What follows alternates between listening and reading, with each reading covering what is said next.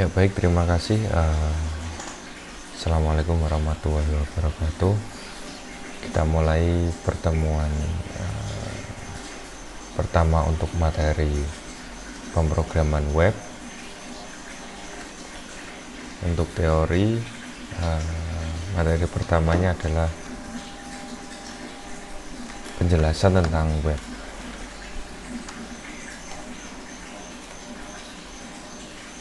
Nah, yang pertama, apa itu web? Web itu merupakan suatu ruang informasi yang dipakai oleh jaringan global untuk dapat digunakan oleh orang banyak. Jadi web atau bisa disingkat dengan www atau World Web Web. Jadi di dalam web itu menjelaskan gabungan dari beberapa jaringan yang terhubung untuk saling bertukar informasi. Gambarannya seperti itu. Nah, selanjutnya cara kerja web. Di web itu gambaran sederhananya seperti ini. Jadi ada user dan ada server, di mana user itu sebagai pengguna atau pemakai web, server itu untuk menampung aplikasi ataupun database di dalam server. Nah, ini yang web itu adanya di sisi server. Nah, di dalam cara kerja web di sini kalau bisa digambarkan, user itu request ke dalam internet. Internet tadi suatu jaringan yang terhubung ya, yang intinya untuk bertukar informasi. Ketika pengguna mengetikkan alamat web, suatu web atau menggunakan IP address, user merequest atau meminta ke internet. Nah, ketika sudah memasukkan alamat IP atau internet protokol, jadi di dalam web kan nanti mengenal IP dan lain sebagainya, itu di mata kuliah jaringan. Dari situ alamat IP-nya atau alamat webnya, atau nanti kita bisa bicara dengan domain, itu mengambil atau request ke dalam suatu server tertentu. Kalau kita mengetik, dari user mengetikkan Google internet, maka otomatis akan lari ke servernya Google. Kalau pengguna requestnya Facebook, berarti akan masuk ke dalam servernya Facebook. Nah, langkah selanjutnya adalah respon di mana dari server itu, ketika seumpama tadi contohnya ini Google, itu merespon ke internet, ke jaringan global. Dari internet itu masuk ke respon ke user. Nah, ditampilkan dalam web browser. Nah, karena web itu menggunakan aplikasi, maka di sisi user menggunakan, ada namanya web browser. Web browser itu adalah suatu aplikasi yang dimana antarmuka antara user dengan server yang dijembatani oleh internet. Gambaran sederhananya seperti itu cara kerja web. Nah, selanjutnya apa yang dibutuhkan web? Nah, website itu kalau saya gambarkan seperti rumah. Jadi rumah tempat tinggal kita itu menggunakan dua. Yang pertama ada domain dan ada hosting. Domain itu sendiri adalah alamat sebuah web. Jadi kalau kita bicara web itu rumah, berarti domain itu adalah alamatnya, alamat lengkap rumah. Perbedaannya, kalau alamat rumah, terutama seumpama di Indonesia, itu jalan, suatu jalan itu di kota A ke kota B itu kemungkinan sama, nomornya juga sama, tetapi tempatnya berbeda. Sedangkan web, domain di sini itu berasumsi adalah unik. Jadi hanya satu. Sama seperti nama orang. Nama orang itu kemungkinan besar kan ada persamaan, ada yang sama persis atau ada beberapa kata yang sama dengan orang lain. Tetapi untuk di dalam web itu domain unik, hanya satu. Karena itu mengasumsikan bahwa domain tidak bisa duplikat, hanya satu saja di dunia. Sama seperti email kan kita hanya punya satu alamat email, semua nama saya zaki@gmail.com, itu pasti punya saya dengan pengejaan huruf yang sama semua. Itu tidak akan bisa, Gmail akan menolak karena prinsip dari domain itu adalah one name one own. Jadi satu nama itu satu kepemilikan, tidak boleh lebih dari satu. Prinsipnya adalah unik. Terus yang kedua, kalau di web itu menggunakan hosting. Kalau kita gambarkan rumah itu, hosting itu adalah tanah di mana rumah itu akan dibangun. Nah, hosting di dalam web itu adalah tempat penyimpanan dokumen web. Jadi karena web itu bersifat virtual, maka isinya adalah data dalam bentuk digital pastinya. Nah, data dalam bentuk digital itu harus disimpan di suatu tempat. Kalau kita sudah masuk ke web, ke internet, berarti masuknya ke dalam hosting. Nah, selanjutnya sejarah web. Web pertama kali ditemukan jelas awalnya dari adanya ditemukannya internet. Dari internet itu karena jaringan yang saling terhubung, maka pada tahun 1989 tim Berners-Lee dan kawan-kawan membuat protokol terdistribusi untuk berbagi informasi. Nah, tim Berners-Lee ini salah satu bisa dikatakan foundernya HTML. HTML itu Hypertext Markup Language, di mana HTML itu adalah sintak dasar untuk membuat web, membuat tampilan web. Nah, browser pertama kali berbentuk teks, ya kira-kira seperti ini gambarannya. Jadi awalnya dulu sebelum seperti web browser yang ada, yang sudah sudah visual, dulu awalnya memang teks. Cuman perbedaannya teks ini bisa diakses oleh orang banyak karena menggunakan protokol internet. Nah, setelah perkembangan teknologi muncullah Mosaic. Mosaic ini browser grafis pertama kali.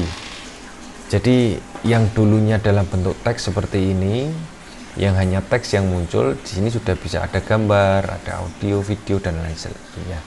Tapi pas waktu pertama kali untuk Mosaic mengenalkan gambar dan teks, dan secara interface atau antar mukanya lebih menarik. Nah, selanjutnya apa saja jenis website? Yang pertama adalah search engine. Search engine ini mungkin saya gambarkan beberapa bagian dari jenis-jenis web. Search engine itu mesin pencari. Jadi di dalam web itu salah satu yang terkenal adalah search engine. Nah, salah satu search engine yang terkenal adalah Google. Jadi, nah kembali lagi ke prinsip domain tadi, karena domain itu unik dan pasti ada jutaan atau ratusan juta di seluruh dunia nama domain. Nah, tidak mungkin satu orang itu menghafal semua domain. Maka diciptakanlah search engine atau mesin pencari, di mana ketika kita mencari informasi itu tidak perlu harus tahu nama domainnya atau alamat yang akan kita tuju. Tapi dengan mesin pencari atau search engine, kita mengetikkan sesuatu di dalam kotak ini, kotak pencarian, maka search engine atau mesin pencari akan mencari penyesuaian kata yang kita masukkan di dalam kotak pencarian. Salah satunya adalah Google. Terus selanjutnya ada sosial media. Sosial media itu adalah media untuk bersosial di dalam internet. Nah, ini salah satu perkembangan web, jenis web ya. Jenis web itu sosial media, dimana contohnya di sini Facebook, walaupun sebenarnya banyak sekali contohnya. Facebook itu salah satu prinsipnya adalah menghubungkan orang seluruh dunia dalam satu tempat, yaitu Facebook atau media sosial atau sosial media. Bisa bertukar informasi, bisa bisa chatting dan lain sebagainya. Terus selanjutnya adalah email. Email itu surat. Jadi di dalam web itu mengenal surat menyurat. Kalau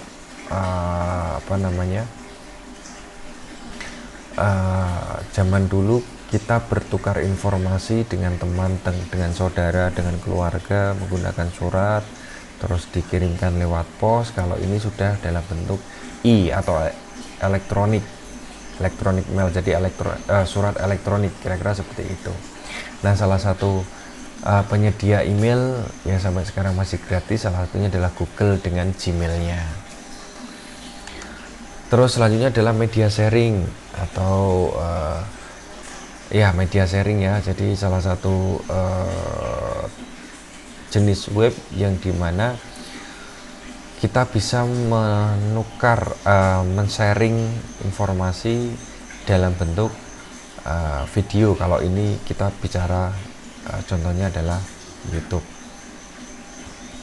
Selanjutnya adalah portal. Portal itu dimana kumpulan beberapa informasi yang dijadikan satu web.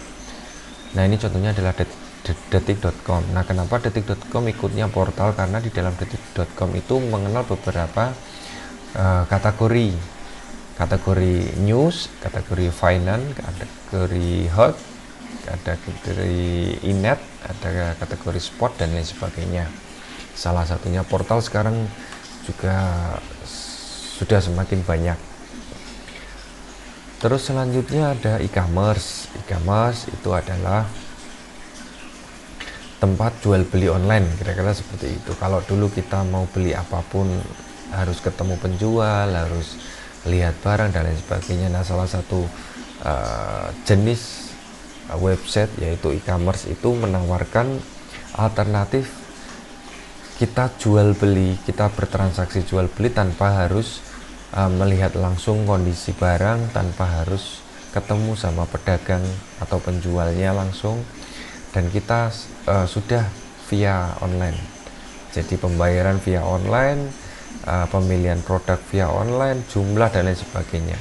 Bahkan ada beberapa e-commerce yang menawarkan fitur untuk tawar-menawar, jadi tawar-menawar secara online. Nah, ini salah satu e-commerce-nya adalah Bukalapak.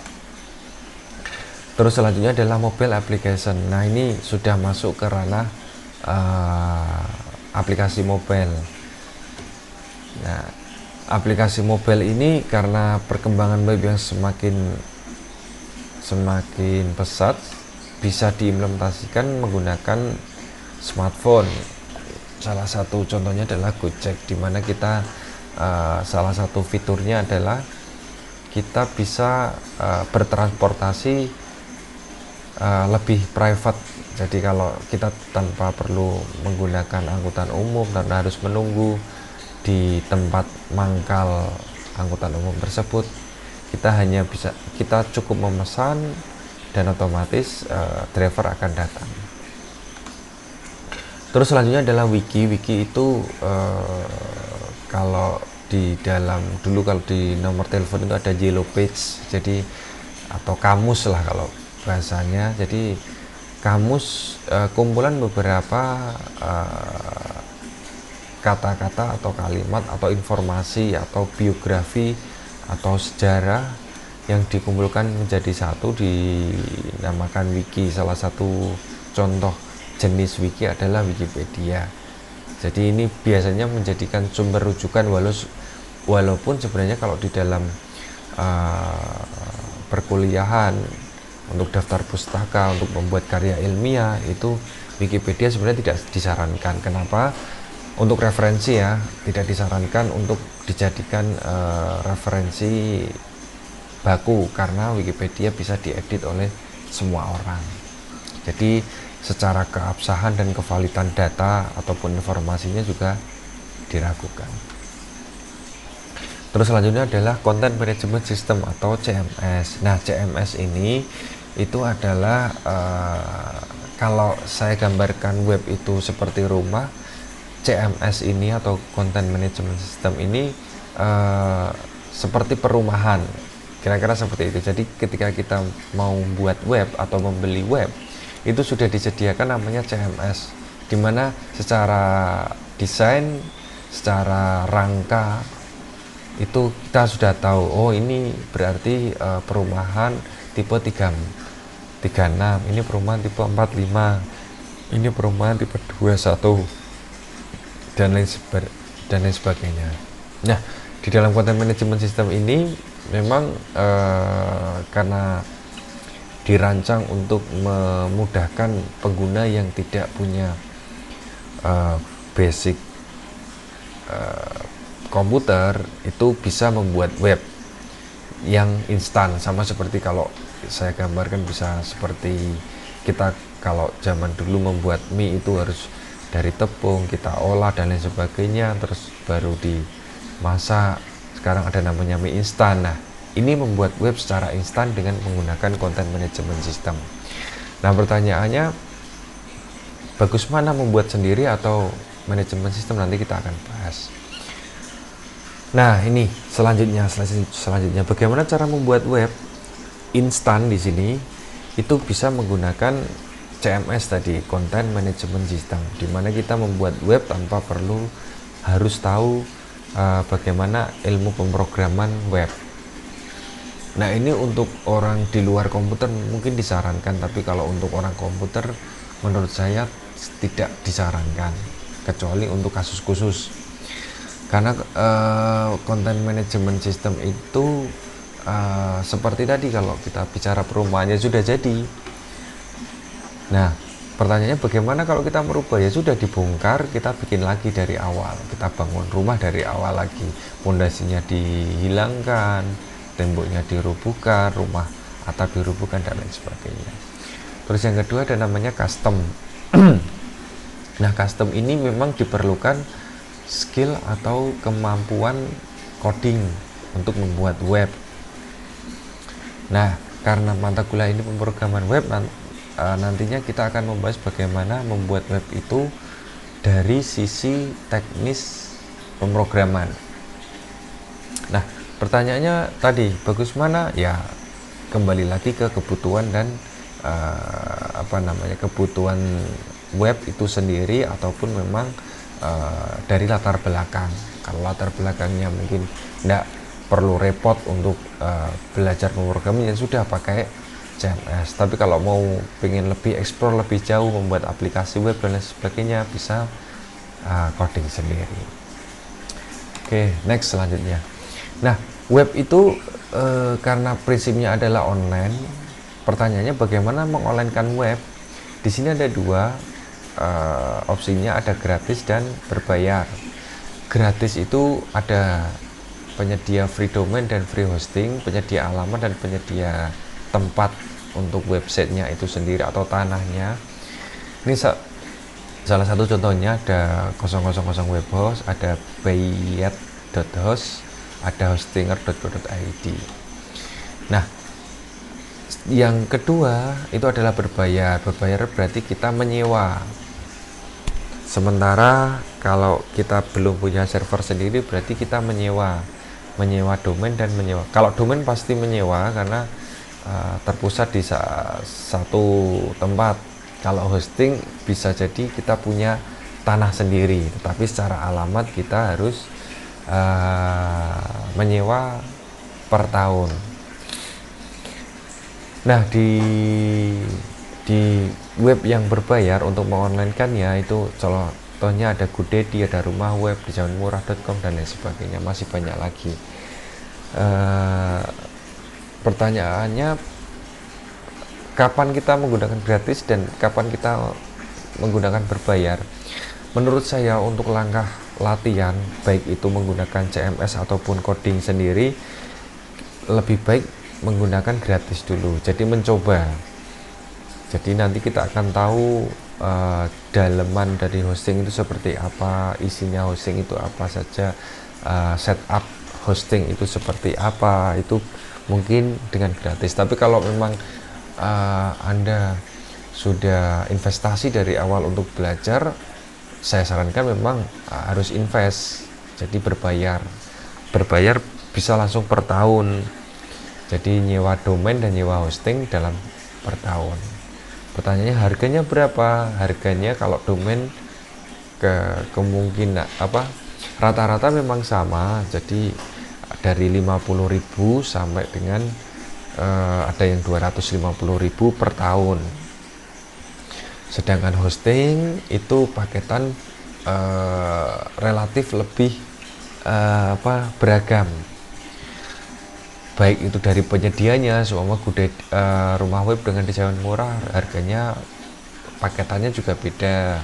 Terus space itu ruangan tempatnya, luasnya, kalau di dalam tanah luasnya berapa meter.